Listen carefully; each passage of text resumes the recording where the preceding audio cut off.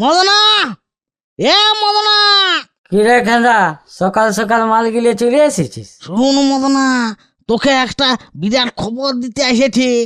পুরুলিয়া শহরে না রাস মেলা লাগিয়েছে, কত দোকান বসেছে, দোলনা লাগিয়েছে, কত মজা হবে। আর শহরে যাই না দমে ইংরেজি মাল খাবো রে বাপ। তোর তো শালা একটাই তাল, খালি মদেই খাবো। এই মদে তোকে একদিন কালে টাইনিবে।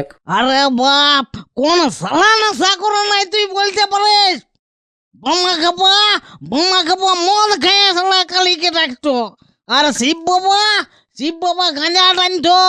আর আমি এই গাঁটার দেবতা বলে বাপ, আমি অত মদে সালা একদম ডুবে থাকি। ঠিক আছে রে, যাবো দেখতে রাসমেলা, দমে ফুর্তি করবো। তার আগে দিদিমার কাছে কিছু পয়সা বাগাইলি?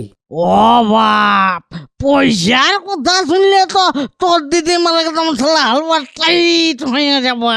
না রে বাপ, দাদু দিদিমাও যাবে রাসমেলা দেখতে। তুই এখন যা, নাইলে তোকে দেখলে দিদিমার আরো হালুয়া টাইট হয়ে যাবে। দূর চাঁদি, আমি তো একটাই বোতল খেয়েছি রে বাপ, এখন তো নেশাটা ভালো করে চড়াই নাই। না রে বাপ, তুই এখান থেকে ভাগ, নাইলে দিদিমা এসে গেলে বিপদ ধরাই দিবে। দূর ছাড় তো, তুই শালা ভয়ে মরে গেলি। এই গাঁটা তুই আর আমি, এই দুটো তো ভগবানে আছে রে বাপ।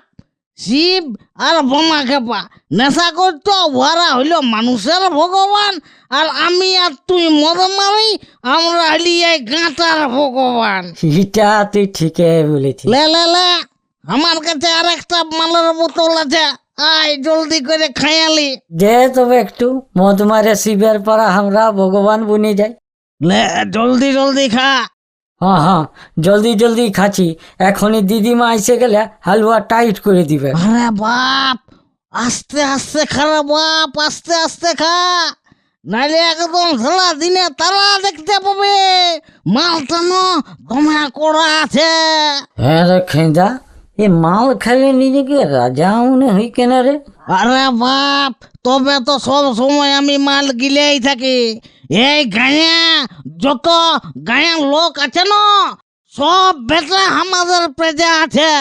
আর তুই আর আমি হলি এই গাঁটার রাজা, সালা সবার রাজা রে বাবা।